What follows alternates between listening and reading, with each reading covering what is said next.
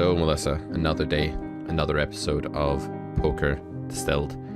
I want to kick things off today by talking a little bit about my new idea for a YouTube series and also appealing to the audience. I wonder if the right person, the star of this brand new YouTube series that I have cooking in my brain, is listening right now and thinking, man, this sounds like me. I want to get some of that.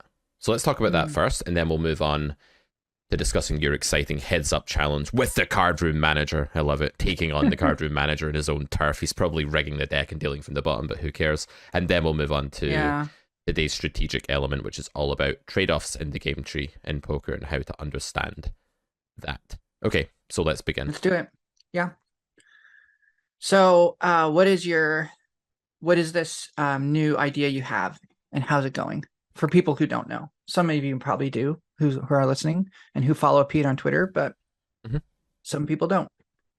So my new idea is to do a coaching show, and I was going to do another episode, or another series rather, like From Losing to Cruising that we did before, or From Stalling to Mauling, where we take like a pretty heavily losing poker player and we try and stabilize them and turn them into a winner.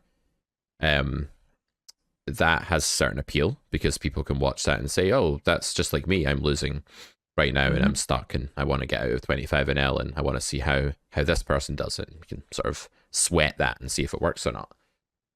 But then I thought, nah, I want a bit more traction. I want someone that has an audience, and I want it to be someone that's maybe well known in a different scene. So like in the live scene. So I'm basically calling to all live players here that have some kind of following. Please don't get in touch if you're completely unknown. You don't need to be Daniel Negreanu or Jungle Man. In fact, don't be Jungle Man, because I don't think I can coach Jungle Man. But have some kind of presence, right? So I'm talking about people who are active in poker Twitter and have a poker Twitter audience, or have a YouTube channel, or a vlogger. These are just or clauses, not and clauses, by the way. Maybe you're a streamer. Maybe you are well known for being on Game of Gold. You were on that show and everyone now knows who you are, so you have more of a following. I don't know, I'm just bashing ideas out here. Maybe you're just well known in like the Vegas streets and the live cash scene over there. But get in touch with me, pete@carrotcorner.com, and let me know if you want to take up the challenge of trying to beat an online game like 50 NL, 100 NL. We could even start at 25. It doesn't really matter. If you've not played a lot of online poker before and you want coached on how poker really works, like technically and exploitatively online, and you want to become a hell of a lot better, because my ethos, Melissa, and I don't know if you agree with this, is that if you take a 50 NL online winner, they can crush quite a lot of live games, like indeed the majority of live games that they would ever want to play. Not like really tough lineups, but well, first off, what do you think about that, and what do you think about this concept? I love the concept. I really do. And I hope it comes together, because there's a real gulf between online and live players. And I think if you talk to a lot of live players, they will say things like, yeah, I don't play online. It's too, they'll admit it's too tough, or they'll, it's just full of crushers and this and that. And like, I think you get into a certain, as a live player who doesn't play online, it's easy to get into a kind of rhythm and a kind of have a kind of understanding of poker and how it works, that's totally different, and in many ways just like theoretically wrong compared to like how an online player, even like a 25 NL player, would be thinking about the game. And for certain live players, especially like if you're a professional and you're just kind of grinding out a nice living, and I mean that's fine, like they may not want to, they don't care about online, they may not want to learn anymore, it doesn't really matter. But I think it's going to take someone who has a real kind of curiosity to get better, number one, at what they're doing, but also like learn what all the things they're doing wrong, and maybe how many gaps there are in their thinking. So it's going to take someone that has like a lot of humility and is willing to kind of get shaken to their core, maybe. And for me, I don't play online, but because of, I have, I'm in our Discord, and, my kind of training is with you and with just the Carrot Poker School, and also with all of the players in the Discord, is that in many ways, like I think like an online player, and I play live. And I think that's been really beneficial to me in a lot of ways. In some ways it's hurt me because, as we've discussed many times on the show, sometimes I'm just way too theoretical and I don't connect enough with the real world, and that cost me. But I don't think that's a huge problem in my game. I think by and large, like on balance, I'm a much better player because I have that connection to like a community of online players. So my I guess 2 cents would be, if someone's listening to this and they feel like they are a potential candidate for this, it's only going to make your game better. So that's really it. Like, it's not going to be easy, maybe, and it's going to take some work, but I don't see the downside at all. Yeah, and some of them might be listening to this thinking, well, who the fuck is this guy? Like, he's not got a Hendon mob, he's not known, whereas I've made X 100,000 in Hendon mob or whatever, right? And they might be thinking, well, who's this Pete Clark guy? Like, what can he teach me about poker? And I would just say, like, fair enough to be apprehensive about that, but it's different worlds, right? There's the online kind of grinder world and like, technical cash game world, and then there is the live tournament circuit and live cash game world. And in my own little pond, which is like the online cash game world, generally teaching people that play anywhere between 25 and L and high stakes, I've taken a lot of people from stuck at some lower stake through to being professionals or being coaches or being senseis in our Discord, or just being winning players that have moved up a couple of stakes. There's countless stories of people that go nowhere under the Carrot Poker School umbrella, because you can't fix everyone, but there are also lots of success stories as well. You weren't expecting that curveball, were you, Melissa? There's countless stories where people fail. Nice. But of course there are. There are in any endeavor. One of the things I liked when I first met you, and I don't remember if it was something you said during one of our coaching sessions, or it might have been in some of your free content, but you made some mention about how like poker's too hard and that like a lot of people just won't make it. Yeah. And I really liked that. And I liked it because it was the first time I'd heard that from someone who was in the education industry, if you will, poker education sphere, because generally you hear things like, this is going to turn you into a crusher, improve your live game, go from playing 1-2 to playing, 5-10, 10-20, whatever, like all of these tips to make you better. And hearing yours was like the first time I've heard you actually say like, well, some of you like just aren't going to make it. Like it's not going to be viable. It's not going to be a viable path for you to be a winning player. It may be a really fun recreational activity that you'll engage in for the rest of your life with a lot of enjoyment and fun. And like, God bless you if that's someone that, that you can do that. But like for serious players, like if you don't have the right combination of skills and dedication, that I think like, it just doesn't work out. And I appreciated that. I thought that was like really honest. And it was like the same thing you hear when you're embarking on any kind of like a serious career. Like if you go to, any like graduate school, they're going to tell you like a certain amount of people in this class are going to flunk out. Like you're just not going to make it. Like you're not going to be able to take the course load. You're not going to be able to take the amount of reading, the amount of studying, whatever. And so like that immediately kind of clicked for me as like, this is like a serious thing. And, I like it. I like being told that there's a high chance of failure in any endeavor. Yeah. Yeah. I had a really funny picture there of a thumbnail for like surgeon school, but like based on like the gimmicky poker industry. It's like this guy with a really sharp, glistening scalpel with like 6-figure dollar signs being like, make 6 figures as a top surgeon. Like imagine that surgeon, was how you learned like serious professions. But no, poker is every bit as tough as being a surgeon or a rocket scientist. Like it's every bit, I mean, maybe this isn't quite fair, but it's certainly, the upper extremities, the upper echelons of complexity in poker are on a par with the upper echelons of other industries. And in some ways it's more difficult because you don't have the security that you do in a professional career. And not to say like any professional career is 100% secure. Some of them, you get paid a lot, but there's a high risk that you're going to lose your job if you don't perform or whatever. But generally, like at least in the United States, with an advanced degree, in most industries, you can have a certain level of expectation that you'll have a job and you'll have, you'll be able to at least make a comfortable middle class living. In poker, like there's so many factors that are outside of your control, and that the mental game and the ability to deal with the swings, the ability to deal with the variance. I hate saying this because I don't want to jinx myself, but knock on wood, whatever you want to do. Like I'm just pulling out of a downswing that lasted about a month and a half. That was just awful, and was like the most like worse than my previous downswing. That was like, this one was just cruel because I've like improved a lot as a player, and it shook my confidence to the core and made me even question whether I even knew how to play the game. Yeah. And like dealing with that as a professional when you're trying to feed yourself and maybe feed a family or something is just incredibly difficult. I mean, I don't know any other way to put it.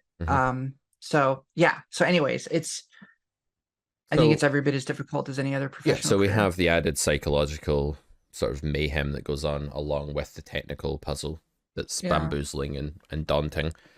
So yeah, I think when I say that many people who pick up the Carrot Poker School, or even many people that hire me one-to-one, won't get to where they'd like to get to, I don't think that should be in any way surprising to anyone that understands poker. Yeah. It should just be, well, people's ambition sometimes exceeds their capabilities, and that's just the way it goes. And with poker, the type of, scrutinizing, logical problem solving, thinking required of poker is such that if you're not very good at weighing things up in a sort of philosophical, logical manner, premises, conclusion, and weighing those factors and selecting the right factors and discarding the less important ones, if you can't do that quickly or at all, then that's going to be a massive uphill battle. And it's not to say that people like that can't improve either.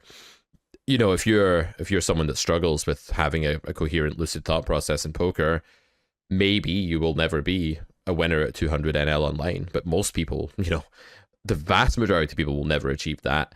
Yeah. And maybe you can still go from losing at 25 NL to breaking even, or maybe you can move up a stake, or maybe you can still achieve something. So it's not to say that just because people don't achieve their goals 100% of the time that, they don't make any progress. And there's definitely people who maybe pick up the Carrot Poker School or whatever, or work with me, that go from, like Mark, for example, he was getting crushed at 25 NL for like 8 BB per 100 when we started from losing to cruising, and now he's like a small winner at 50 NL, which is, doesn't sound that impressive. It's like, well, what, he moved up one stake? It's like, yeah, he moved up one stake, but he increased his BB per 100 by like 9 while playing in a tougher game than the one he was playing in before. So clearly there's, I was going to say marked progress there, no pun intended. There's a real progression. But if you were to look at my graph before I met you and started working with CPS, like I was cratering, and I was just like I was awful, and I just really had no idea what I was doing. And that was a year and a half ago, whatever. And I've been consistently beating 1-2-2-5 now for a year, and I still think I have a lot of leaks in my game and I have a lot to learn, but that's because I have bigger ambitions. And but the progress I made just in a year is put me head and shoulders above the pool that I'm in. And it also gave me a kind of community of support and all of those things which you need. So anyways, I just think it's I'll put this as tactfully as I possibly can, which isn't very tactfully because I'm not a very tactful guy. I've told you about my grandmother and where I got that trait from, Melissa, right? The things she used to say. I don't know if I've told you about that, but she used to say things. Well, she used to say things to me like, I didn't see her very often. She lived in England, now in Scotland, so go down there like once every year or two, and she'd say things like, you've always been a bit of a lost, silly child, haven't you? Just like weird stuff like this, random stuff like this, like whatever the first thought that came to her head was, she'd say it. Like she once said to one of our family members, they were just talking about like going skiing or something, and she said, well, of course, if you were on the ski lift, you would have broke it, wouldn't you? To one of them. Oh my God. Like just out of nowhere. But this isn't even meant with malice. It's just like this utter lack of tact. So I think I've inherited a bit of this, right? So let me put this as let me put this as tactlessly or tactfully as I possibly can, which is that you're a silly player. You're a dumb player, and you've always been shit, and you'll never amount to anything. But Like, let's say someone of your level, Melissa, right? Like someone that's winning at 1225 live, right? Is doing Yeah, okay. Steps in and says, you know what? I'm gonna fire up yeah, 100 NL online. I'm gonna drop down a stake and I'm gonna play yeah, half the money that I play for normally. And you jump on ACR, you jump on PokerStars or GG Poker, and you start playing. You're gonna go badly, right? For most people of oh that yeah, level at first, oh there's yeah, gonna be a big learning curve, and that's what this series is really about. It's about taking someone who is good at live poker and is good enough at live poker to crush the competition, but then get them actually playing well technically, you know, where they can't rely on live tells and big edges and huge exploitative reads, where they have to play more sound poker, for one. So a big part of this is going to be you come on the show, semi-famous, partially known person listening to this thinking this could be you, this could be you, email me, beat@carrotcorner.com. You come on the show and we go over some session footage that you've played, or you send me your database of like, just play a couple of sessions, right? Play a couple of thousand hands, whatever. You send me them over, we go over it together, and I say, okay, let's work on this fundamental aspect of the game. Let's drill this theory. Did you know that you can't raise turn bets with terrible hands in theory, that it's a massive mistake to raise like a, I don't know, 2 undercards to the board on King, Queen, 8. Can't raise 6-5 there in any situation against a turn bet ever. Did you know that it's punting like multiple big blinds? Oh, you didn't know that, right? Okay, well, there's a baseline for you. Now you can only consider ever doing that with like the most absurd extreme read that you would need now. So we're sort of grounding things, you know, we're going to put things in perspective and compare your thoughts and the stuff that you're doing, the good and the bad, to the theory and say, well, this is good and this is in line with theory, this is bad, this isn't. But we'll also talk about general human exploit. So not just like, oh, I know this live player or this player type, this is Old Man Coffee, this is Passive Fish, but what do humans do wrong? And what that's going to do is it's going to broaden your understanding of how to exploit humans, which means that you won't just be exploiting Old Man Coffee and, you know, Drunk Bill. It's always Bill I choose as the name for the, he's the Old Man Coffee name and the drunk guy name. It's Drunk Bill and it's Old Man Bill, right? They're 2 different bills, but they're all bills. Oh, OMCs don't have names. They're just, there's OMCs. No, they're all called Bill. They have names. They're just all Bill. Like some of them are William or Willie, but most of them are just, they're all Williams and some are Billies and some are Bills and some are Willies, but they're all Old Man Coffee. Yeah, fair enough. So we do that and we get you exploiting humans generally. It's like, did you know that people in general, when they check twice here, they're not actually supposed to have that range that you're used to cleaning up by delayed c-betting into. Yeah, right. They're meant to have all these trappy raises. Now, how often do your opponents do that? Never. Well, they're meant to do it 12, 24, 31, whatever it is at the spot % of the time. So we can, and then when we send you back to play live again, when I say, okay, our time here is done, that's been a great YouTube series, you've gained followers on Twitter, I've gained followers on Twitter, everyone's happy. Hopefully I've not like alienated you with my tactlessness that I inherited from my grandma. You know, we're all happy. You go back away to your live game again, you sit down with Old Bill and Drunk Bill and Shit Bill, and you just take their money way worse than you were before. Or maybe you're playing in tougher lineups and now you're holding your own against regs that used to get the better of you or something like that. That's my goal. Great. I think it's great. I hope it comes together. I hope it works. Cool. Okay, next I topic. look forward to it. You challenged, or no, the cardroom No, manager. I was challenged. I accepted a challenge. So the manager of my normal room this was like, gosh, 4 or 5 months ago, like randomly just came up to me and was like, we should play heads up. And I said, sure. And that was really it. And then I tried to kind of get it going and it never really materialized. And I felt like it was not going to happen. And then last week I got to the room earlier than I normally do. It was like a Tuesday. And there was just one table running and it was just like an OMC fest at this table. And I thought to myself, this is probably not like the best environment for me to like be sitting down in. And so I was kind of sitting and waiting. And then I was like, well, maybe I'll just go and like come back later. Let's go get a coffee or something. And he came over to me and was like, you want to play? And I was just like kind of shocked because I didn't think it was going to be happening. And I hadn't prepared. I hadn't really done any studying or anything, but I thought, why not? And so we sat down and kind of established how we're going to do it. So we're going to do three matches. Each match, we're going to both buy in for 1K. We're going to play 5-10, and that round is over when a person loses 1K. So, can you rebuy at all? Like, can you top up? no. So it's kind of like a sit and go in a sense, then, right? Yeah. Yeah. Okay. Yeah. Yeah. And this is just the rules that we established like on the fly. So like I'm open to like Pete, if you have like some ideas that maybe would like be just like make for a better challenge, I'm open to it. But this kind of all happened on the fly, and I was a little bit concerned that if I said no to playing that day, like it wasn't going to happen. And so I wanted to kind of just like sit down and do it. And even though I felt really unprepared, and it was the first time I've ever played heads up. And all I kind of knew was that I could open with like 85%. Well, that's a good start. Basically. It's a good thing to know. Yeah. Yeah. And I knew that not because I had like looked at like a ton of charts, but because I just like I think I'd watched like a Doug Polk video where he talked about it. And so I was like, okay, that's my starting point. And we played for about 4 hours, I think. And I think it was like pretty neck and neck for most of it. I had a slight lead at one point. I was being more aggressive than him, which I think was probably the right thing to do. And then it just like turned, and I ran into a lot of bad variance. Like at one point, like I bluffed, and he had quads, which was like the wrong time to bluff. Obviously. And another time, like I hit a set and he turned to straight. I flopped a set, he turned to straight. And just all of these kinds of trappy situations that I got into where it just cost me a lot of money, cost me a lot of big blinds, and that just kind of depleted my stack.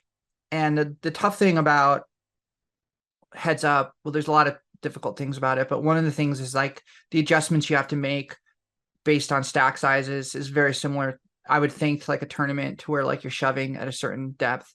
Well, that's because you've made the format that's essentially a tournament, right? Like if you were just playing endless hands of 100 big blind cash and you were just topping up, then you'd be way more in your own wheelhouse, right? Right. And I think that threw me off, because when I got down to like less than like 40 or 30 bigs, I was in this kind of shove or fold situation. Maybe it wasn't that drastic. Maybe it was when I was a little bit like below like 25 bigs, which is how I would feel in a tournament for the most part. And so that was difficult, I think, because of how we had structured it. And then so I ended up losing, and I think it was a combination of running bad. In all fairness, I do feel like I ran bad. I think that I made some mistakes that I think I probably would have done differently. But all in all, I don't think there was like a ton of that I could have done. And that's really being as critical as I normally am about my own play. Yeah. I mean, this is a really high variance format, right? Because you're playing 100 big blinds. I'm actually shocked that it lasted for 4 hours, but maybe that makes sense given that live poker is a bit slower. That feels like quite an elongated. And he was dealing. Session. I mean, he was dealing. It was just like one deal, and also two. It's like the first hour and a half, we were both. I mean, he was playing really tight. I wasn't really playing tight. But my aggression was just like I was just getting folds. So yeah. So you're like slowly chipping up. But yeah, it's a very high variance format. Like if you think about playing against like just a normal 6-max game online, for example, and you play like that, I don't know what that would be, like a 200 hands or something like that. A stack can fly in either direction, like at any point. So some of these matches would last 8 hands, and some would last 100 hands, and some would last 300 hands. It's just the way it's going to go. And I would say that the edge that either of you can have 100 big blinds deep in a sit and go. Okay, the blinds are static, so that's at least something, rather than the blinds escalating. Right. The edge is going to be something, but it's nowhere near going to be as big an edge as you can have in heads up cash, where you're always 100 big blinds deep and where you just get to reload and play ad infinitum. So that would probably be a better format for you if you thought you had an edge. But if that's what he's more comfortable with, then yeah, maybe you have to meet him in the middle. I don't know as well, like how experienced the player he is or whatever. Does he listen to Poker Distilled by any chance? Or I don't know. A lot of people do, and they tell me they don't. I heard that because, like, I don't know. I think like they look at it as like, I don't know. They or they don't tell me they don't, but they don't tell me they do. I'll put it that way. A Right. few people have told me they do, but Mm. I know everyone knows about it for the most part in my pool. And I think a lot of people like it because they feel like I talk about how I play Mm. and Mhm. people make adjustments. I don't know.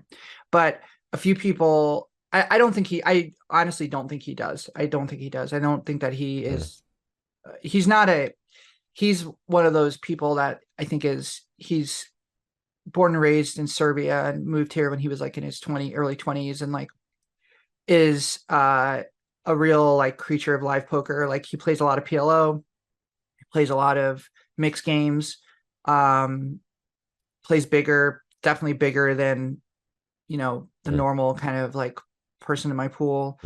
Mm. Is a real kind of gambler, likes to kind of, he just likes to gamble. Mm. And but he also has an instinct for poker. I think he's one of these just we've talked about in the past, these kind of live players that are really sensitive, like they're very sensitive to what's happening in the live world and kind of play a lot on instinct. Yep. And he thinks really fast. He's a really smart guy. And I don't think that he has any kind of theoretical training, but I think that he makes up for it in just raw intelligence, and also just a sense of like he's also just really emotionally intelligent and Mm. is able to kind of understand what's going on. And he has a lot of gamble to him. So Yep. it makes for kind of, I don't know, he makes for kind of an interesting player. Yeah. Sounds like it's going to be a fun match. So did you enjoy the Yeah. experience of playing it? Was I loved it. I loved intense, it. or like did you settle into It it quite was, quickly? yeah, it was intense. I mean, I think there was a part of me that was like, I mean, in for 1K, sit and go, didn't feel like it wasn't like a huge amount for me. It wasn't like a huge chunk of my role by any means. And so I didn't feel like I was in this, like risking this huge amount. It was more just like, I want to win this because I just want to win, because I always want to win. And so that relieved a lot of the stress that I would have felt if we were playing like much bigger or something like that. But really it came down to me wanting to kind of, every hand and every close decision sparked my curiosity. Like, Mm. I want to learn more about this. I want to dig into this with a solver. I want to understand like what I'm supposed to do here, or what theoretically should be done here. Mm. And that part was great. But also what I loved about it was that you're just constantly in the arena, and it's like one hand after another, after another, after another. And it's just, that is really addicting. Yep. It's really addicting because you don't, maybe similar to playing like on Zoom online, but Yep. even that is, you don't have the face to face. And so like you're in this setting where like we're talking and we're just having kind of a light banter, and it was very friendly and kind of in a strange way getting to know each other, like you would if you were like eating dinner with someone, because Yeah. you're in this like one-on-one environment, Mm. and it feels like that. But at the same time you're having this intense battle. Mm. So it's this really weird contrast between this kind of like getting to know you, lighthearted chit chat, and like also like, this is a really intense game. So I can't wait to play the next round. I don't know when it's going to happen. We don't have anything set in stone. I think it'd just be worth maybe proposing some different rules to see, like, I think maybe he'd be open to that. I think he may not, I don't know, but Yeah, you could the sit time and it go instead, I format. guess. So you could say, Yeah. like, if it was to be cash, like just to control like how long you're going to play for and stuff, you could say there's a 2 hour clock or 3 hour clock. Sessions are 3 hours. Yeah. You can buy in as many times as you want. You can Yeah. quit at, like there could be a stop loss for the day where if one of you felt like losing 5 buy-ins would be too much to keep playing that day, you're allowed to quit at a certain amount of buy-ins down or whatever. Yeah, I think there's other things you could do to make it, not that this isn't like a respected format, like heads up sit and goes are a respected format. There was the whole high stakes duel thing that went on for ages where HELLMUTH was like undefeated for like 12 matches or something, if you remember that. Right. So but there's extreme variance, just that streak that HELLMUTH was on, there's a lot of variance. Those were blinds escalating, so perhaps there's even more variance in them. And I don't believe for 1 second that HELLMUTH is like has a right to brag and say that he's the undisputed best in the world of that format just because he went 12 games unbeaten. A roulette wheel can be black 12 times in a row. easily. I used to be a croupier. I Mm-hmm. once spun the number 15 5 times in a row, which is insane, the Wow. probability of that. Wow. So these things happen. So in the heads up cache format, I do think it would reduce the variance a bit, and it would definitely allow you to use more of the skills that you've actually been studying for the format you've been Yeah. studying for. But yeah, it's not that it's a bad format. So tell Yeah. me, Yeah. Mhm. Go ahead. So tell me a bit about like what that's like then. So you mentioned that there's this like intensity going on with the general chit chat. Does it feel more adversarial? Like at any point, does it feel like, man, I am actually in a conflict with this person and I need to best them in a way that you wouldn't feel if you were playing a pot with someone who is part of a full ring game or six max game? Um, Because when I play chess, I feel that way, right? And yeah. I don't feel that way so much at the bridge table where there's 4 people. I Yeah. certainly don't feel that way at the poker table where there's 6 people, but I feel that quite intensely in like Yeah. chess because it's heads up. It's a good question. I think it was more just no, I don't think it did feel differently. I think that when I'm in a full ring game, um, you know, when it gets when it becomes heads up, Right. usually on the turn, it's unusual for it to be heads up on the flop. That's funny. But yeah, it is. So turn river heads up. Yeah, I felt very similar in the sense that I'm trying to make the best decision I can, the highest EV decision that I can in the moment. And it didn't really matter to me that this was a heads up and that we're going to be playing another hand in 5 seconds or 10 seconds, whatever. Mm. It didn't really matter to me that the format was different. It was really, my thought process was the same. I think if anything, I felt more room to bluff, more room to kind of maneuver, which was, I think I really liked, Mm. because one of the things that's so frustrating for me in live cash games is you're not in a heads up situation a lot. And oftentimes there are fish that are behind you the next to act. And the person that is first to act, if you're like in a middle position, for instance, and the person that is first to act is, a weaker player and you want to isolate them, you have to take into consideration what the players behind you are, that they're there and what they're likely to do and all of those factors. And that can be annoying because, like, I made some comment to my friend who I was playing with the other night, who's kind of a more serious player, and I could say this to him, but he was just like, he was in the game, and I was like, at one point I pulled him aside and I was like, why do you keep flat calling 3 bets like behind me, like screwing me up, I can't maneuver, like what are you doing? And like the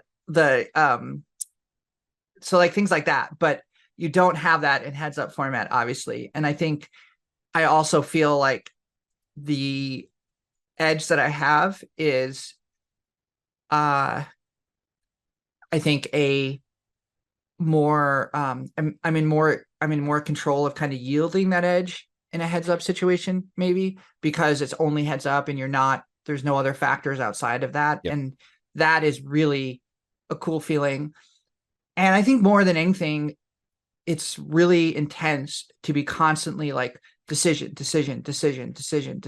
It's never, okay, I just got dealt, 9 deuce and I'm folding, and I'm sitting back Yep. and I'm waiting for there's none of that. It's just decision. And when you're opening 85% of hands and, you don't have a fold, you don't have an automatic fold generally. And also too, you're constantly in these spots where like, and this is something I need to just understand more and learn more, is like, where is that threshold where I can continue? Where is that threshold where I can bluff? Where is that threshold where this is just a give up? Mm-hmm. It's not very clear. And sometimes it is, but sometimes it's not. And then I was thinking, am I making this more complicated than it is? It piqued my curiosity so much that I watched a lot of the live streams that, Doug Polk has played heads up. Like I watched a lot of the match between him and like Kevin Rebichow, which was great. And just like watching what they're doing, watching how that played out. understanding completely that those guys are in different universes and they're playing in a much different type of manner, and there's a lot more money on the line. Yeah. But the point is that just understanding, like, how is this played? How are these close spots played? What is a close spot? What is a give up? All of these things. It's just kind of different. It's a different type of chessboard, if you will. Yeah, and I think the potential for like losing control in some spots when you start with 85% of hands is just humongous, right? Because if you think about blind versus blind play in six max, and because that range is like nearly 50% that opens from the small blind, and the big blind calling range is really wide, that's one of the most exploitative spots in the six max game tree, because as soon as you start checking to a wild player there that just flatted you in position in the big blind and the board is like 8-3 deuce, and they start betting at you, and you know that they have a, as Peterson would say, a certain proclivity. To say that they have a proclivity to aggression is to barely scratch the surface, you could say. And what they're really doing, have to throw one in every podcast, and what they're really doing there is that they're having the thought of, I want to bluff. But unfortunately for them, the thought, I want to bluff, actually presides over hundreds of combinations that exist in the starting range.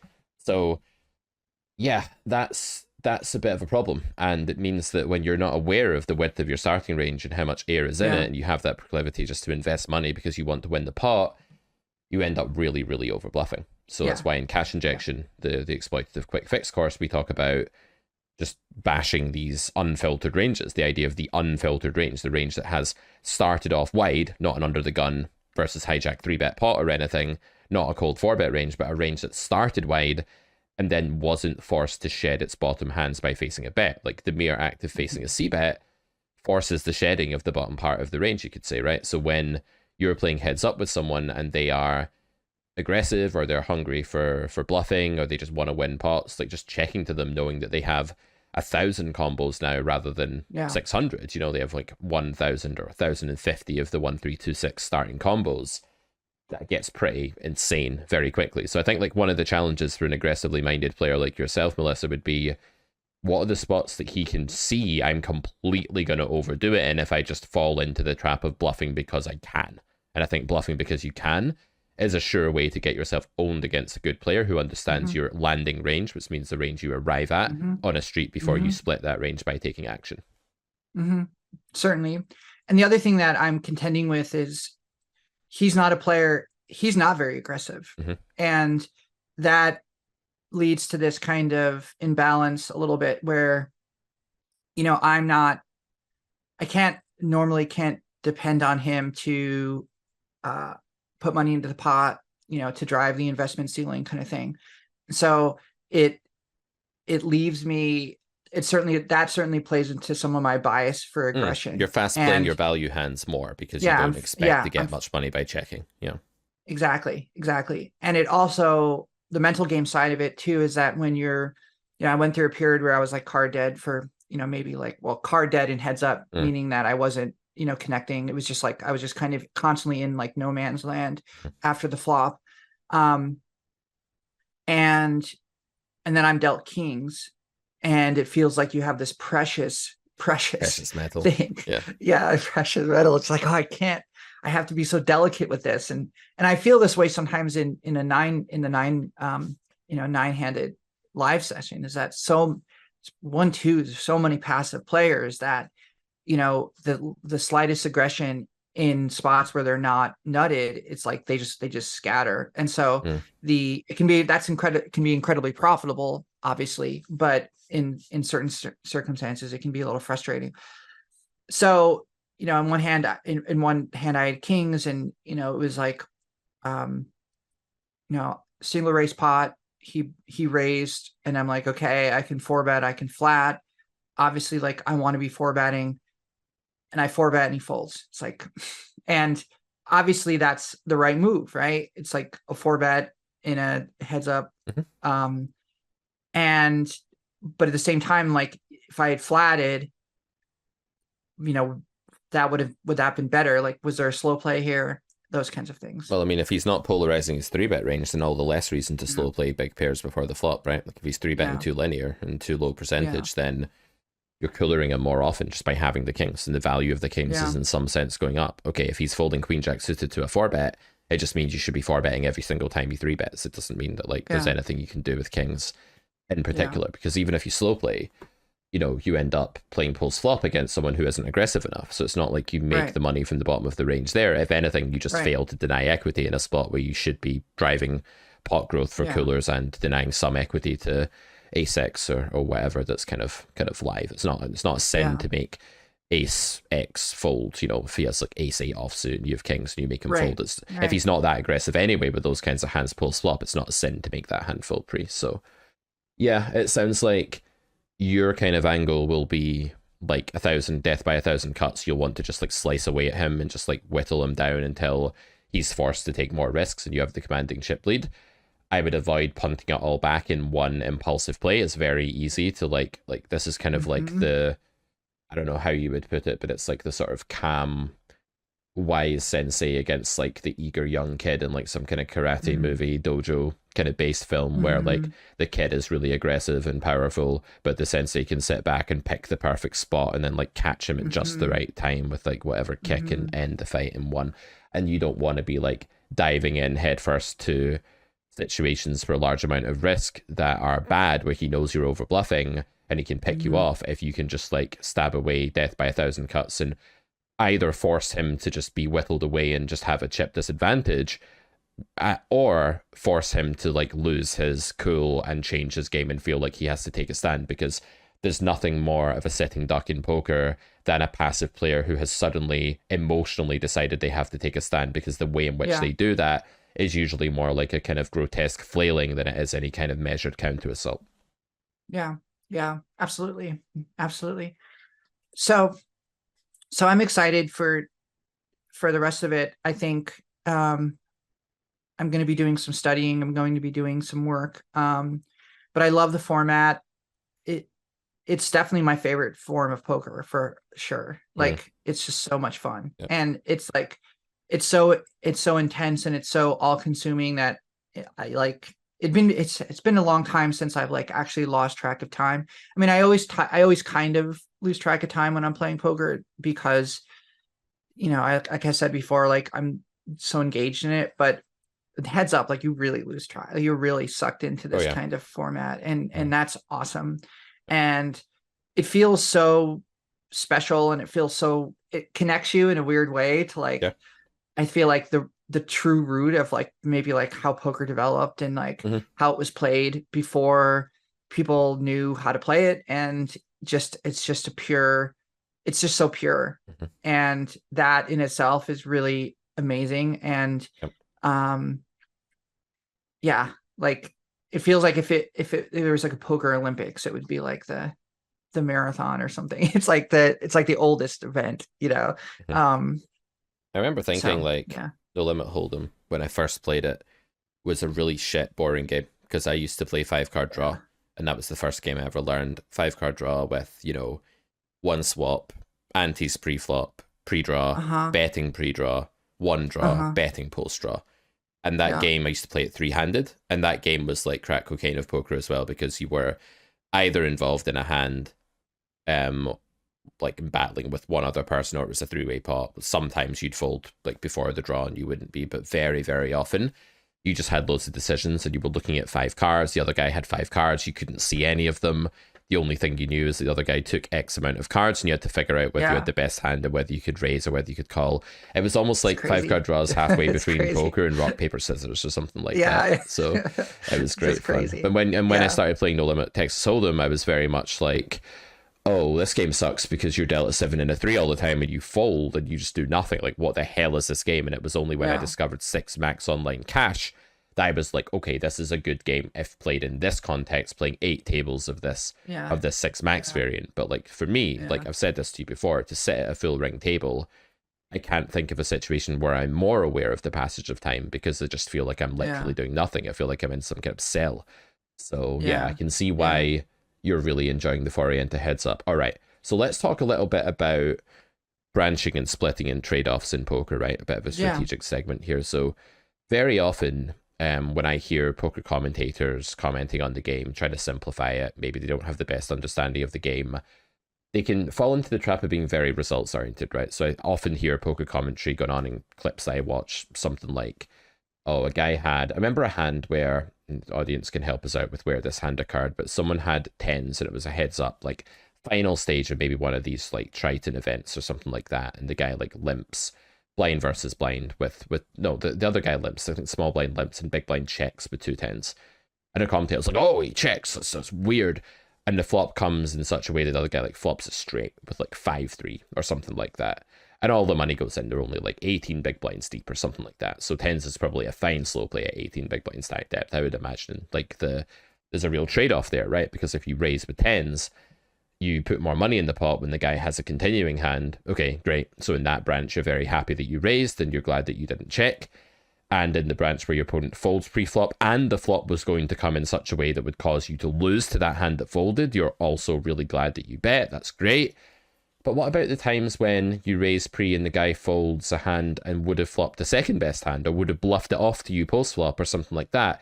So in this hand, because the guy with the tens, I forget who it was now, got stacked and got like busted out of the tournament, the commentators were like, that's a mistake. It's not like him to play like that. Oh my God, he didn't seek protection. You've got to seek protection with your big hands. They don't all have that voice, but 94% of them or something have that voice. And I was just sitting there like, I remember where, I've told you about my situational memory, right? Where I know where I am at the time when I saw something or heard something. So I just picture that. So I'm like standing in my bathroom at the sink, like playing this YouTube clip, like the phone is like on the thing that holds the toothpaste, and I'm like, I don't know if I just brushed my teeth or shaved or washed my hands or washed my face. I don't know what I've done, but I'm like there at the sink and I'm just like looking in the mirror and I'm just like, I fucking hate this commentator right now. I've got like such bitter resentment towards it because I'm like, this is so ignorant and it's so like they can't even be bothered to like compare the merits and the pros and cons. Like, yeah, maybe Rays was better. Maybe this is a stationary guy that's limp calling too often.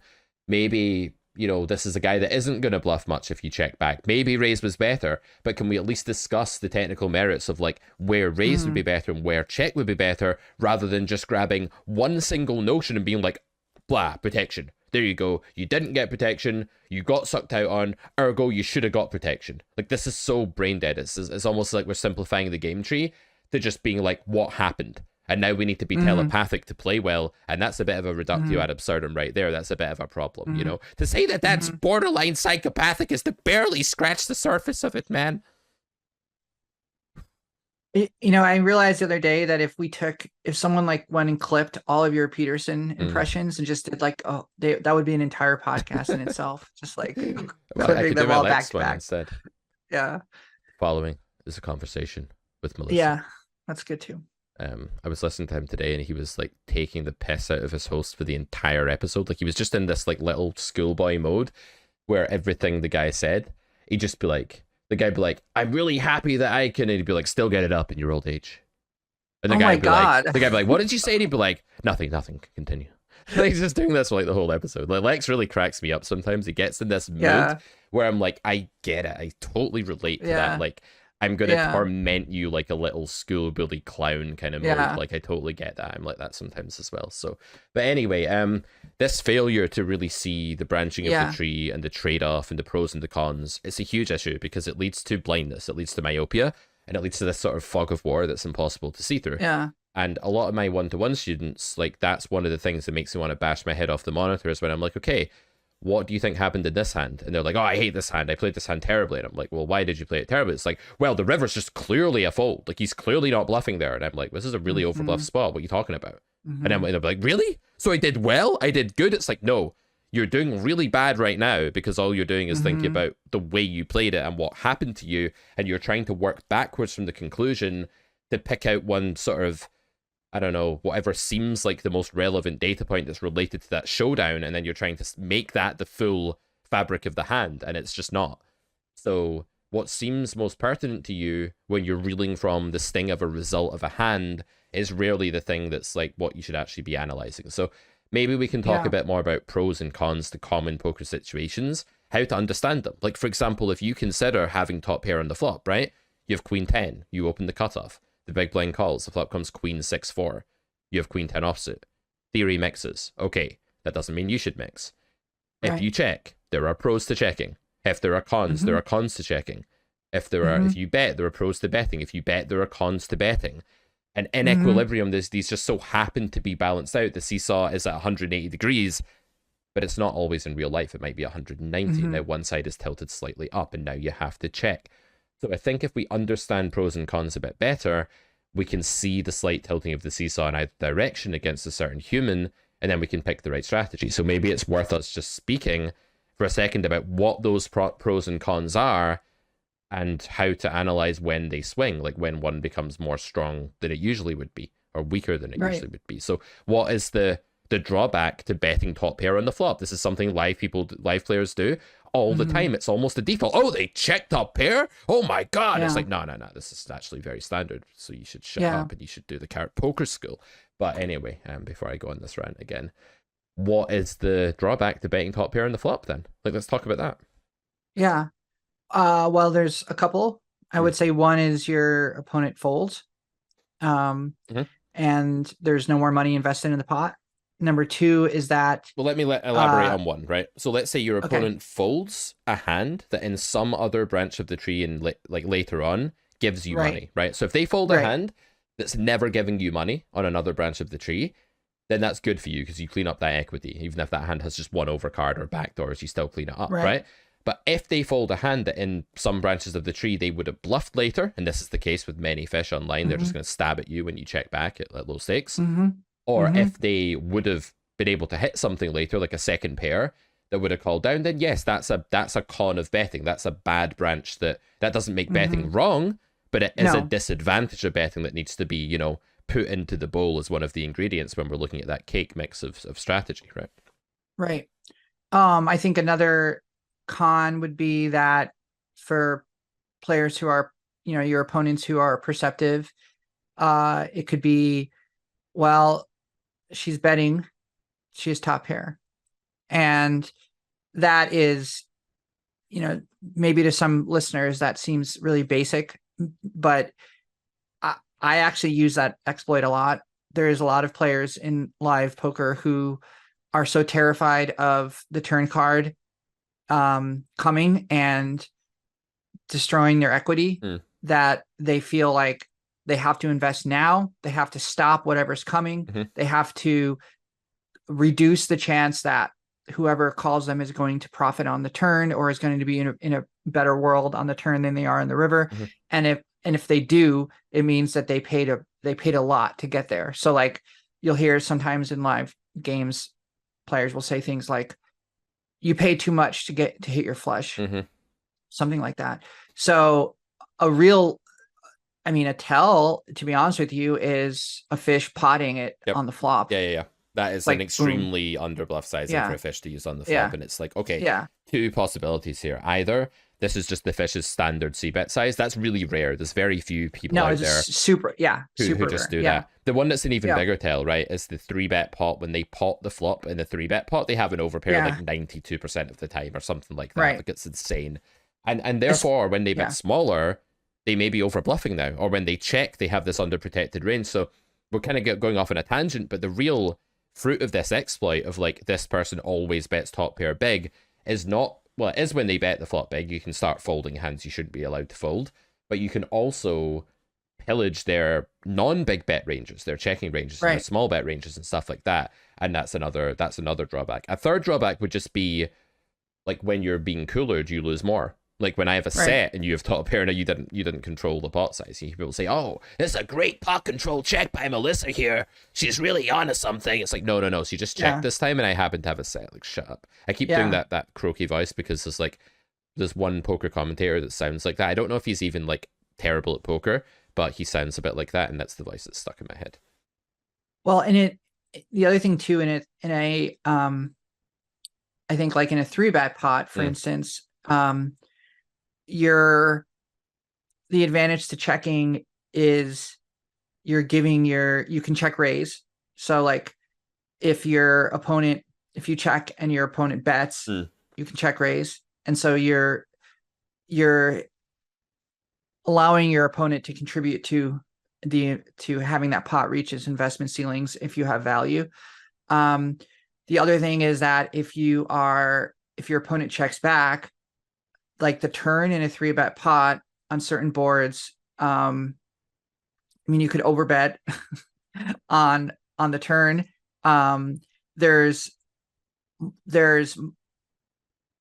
more that you can do based on like, just because like checking doesn't, it's not like you checked and like you've surrendered your nut advantage, or you've capped yourself, or like you've done something where, like, if you're properly protecting your checking range, then you haven't capped yourself. Yeah, Number now one. we're And getting number into two, like range versus range, so we don't even need to get okay, into that. We should stick with okay, hand versus range for today, because like okay, we are talking about understanding so the pros and cons of actions with sure. a hand, right? And that's where people So- have to start before they overcomplicate Yeah. anything.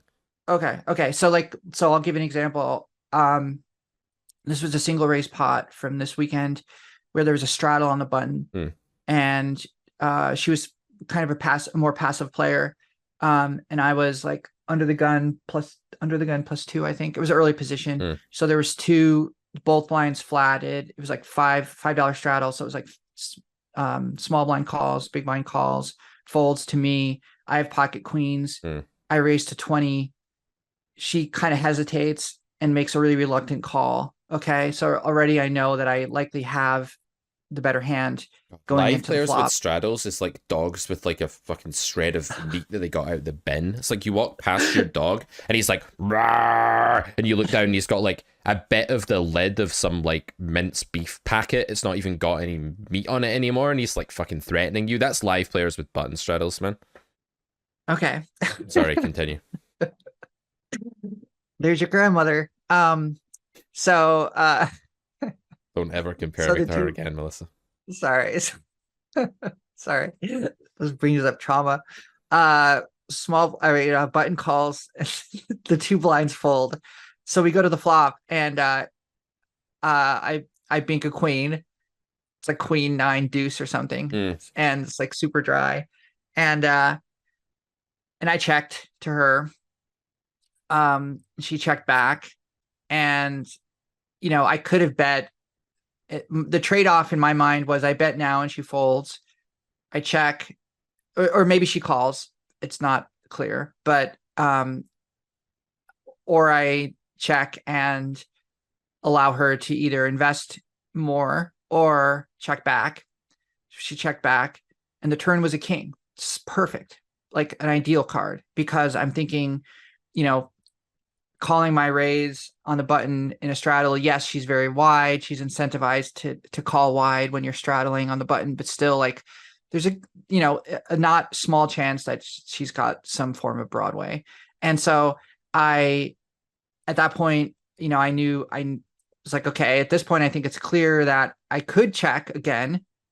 But the exploit that I thought was, well, she's fairly passive, and so I thought maybe it's going to fall on me to start investing. Yeah, I think I would just like use that exploit street earlier, to be honest. Like, I get it. Street earlier. Yeah. Like you're like, we're saying she's passive.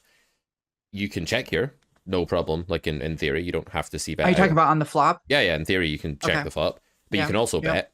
And if the exploit is, well, she's leaning more passive than aggressive, then she probably understabs, but like still continues to call like fairly wide. So I just bet a third or something and go from there. That's the kind of point. That's the kind of spot where you can bring in the exploit right off the bat. So if you understand that like both bet and check are balanced on a knife edge, that they're like totally fine theoretically, you can say, well, you've already said pre that she's more passive and clingy to pots than she is aggressive and bluffy. So let's, instead of checking, because check is a line, when you have the nuts, checking is a line out of position that says, I want to maximize against your polar aggressive regions. I want you to value bet so I can check raise, and I want you to bluff so I can get money from hands I wouldn't get money from by betting. And we're now saying, well, she's not going to probably value bet that thin, and she's probably not going to bluff very often. So let's just bet and quote unquote target.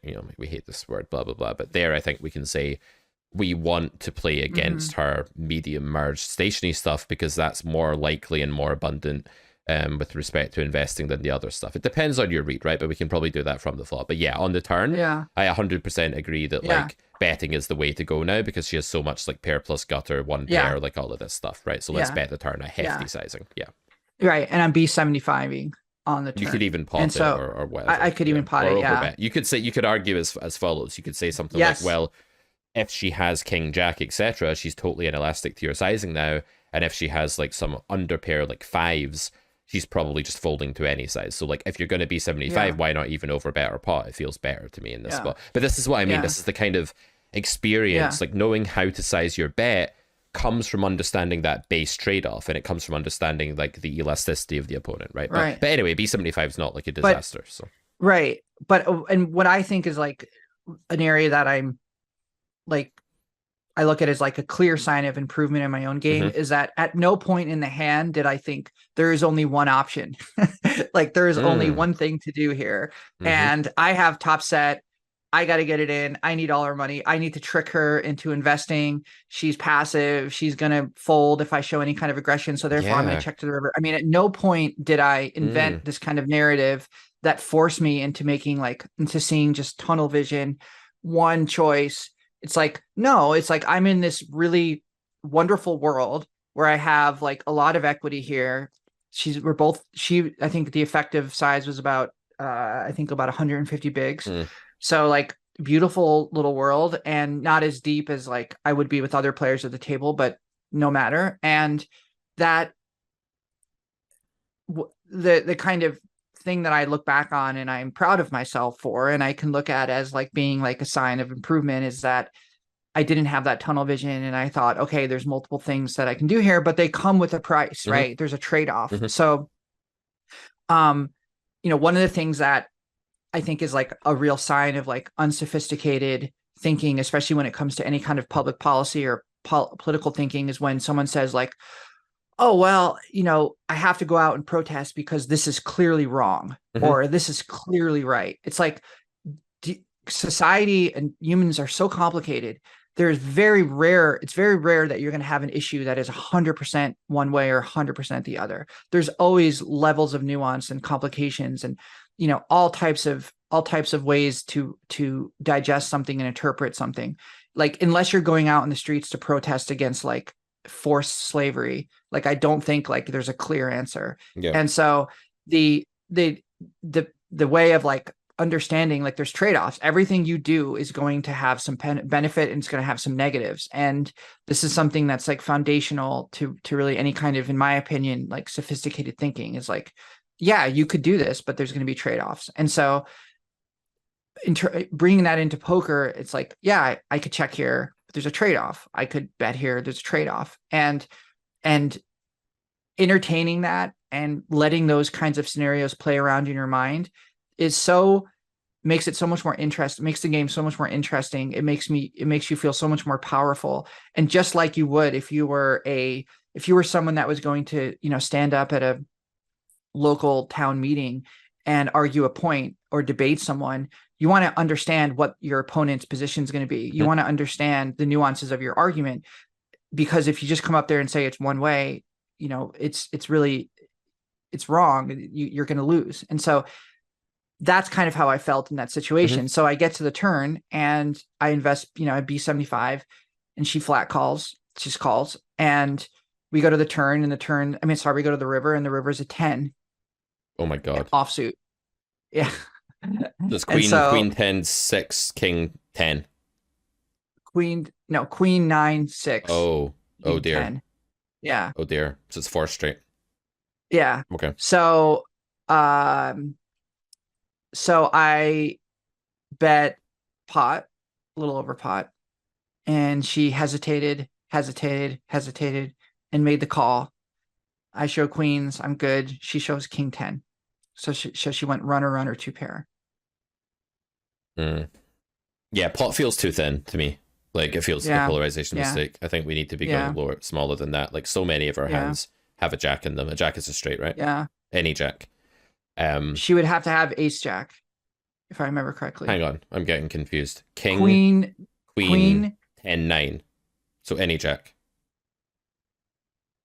Maybe it wasn't a 9. Okay, so I remember if it wasn't forced, I remember thinking she needed ace jack. Okay, so I remember thinking it wasn't a 9 on the flop. Then. It wasn't that thin. It wasn't that thin. Okay, that's fine then. Yeah, seems good. Yeah. But anyways, the point of all of this is that I think, and what we wanted to talk about today, is that getting to that river spot where is not a straight line.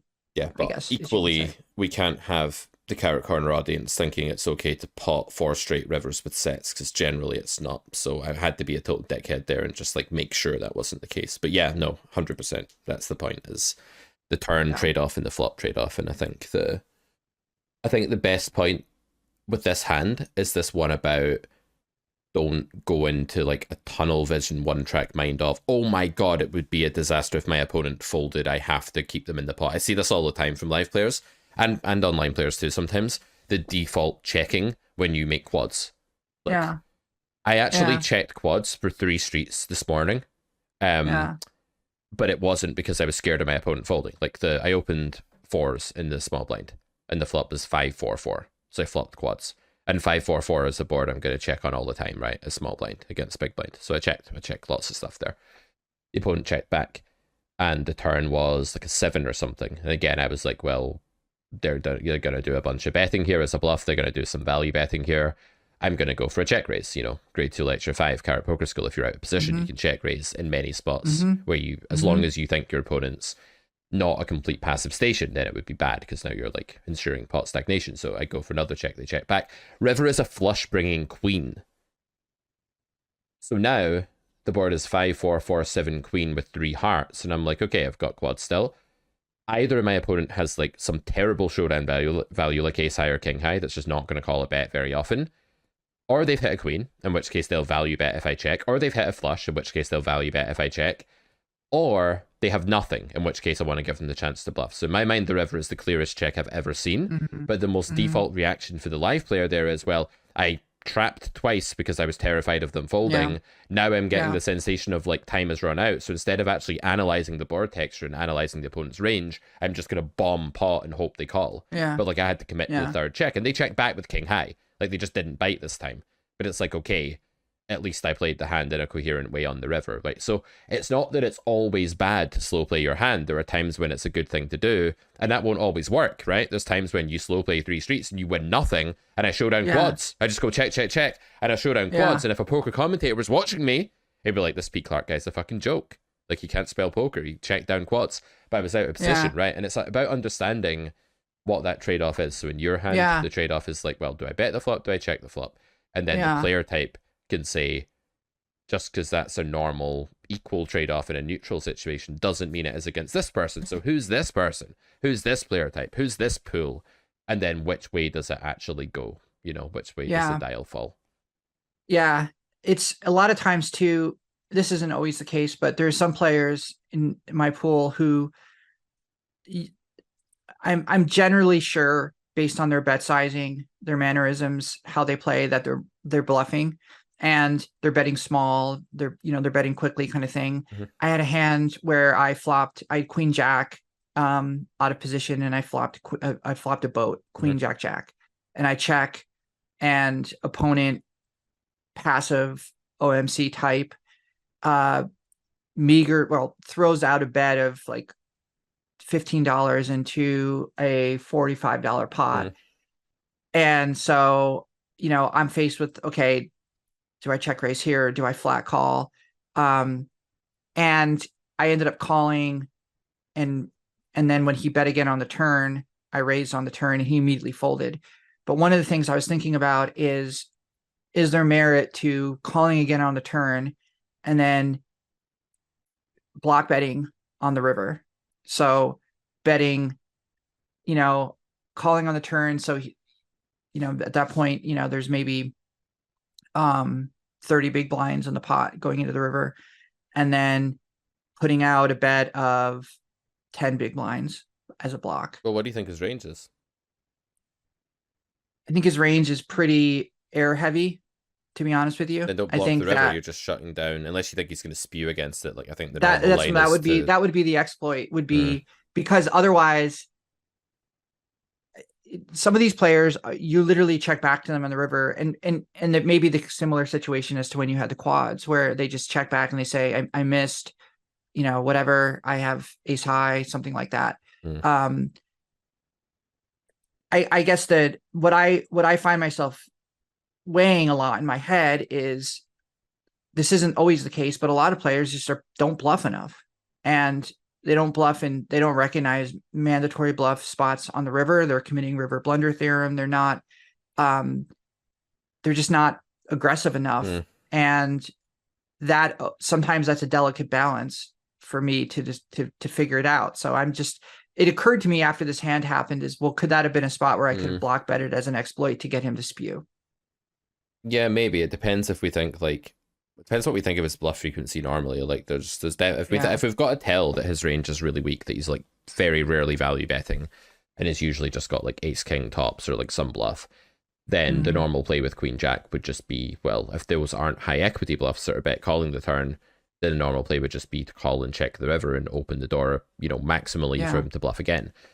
If for some reason your read is that, like, if you check the river, he doesn't have it in him to triple barrel, like that's not part of his arsenal, but block betting might well inspire some kind of spew and he might be offended by it, then sure, that could be a play, but it's one that requires a really accurate and sort of precise narrative about who the opponent is.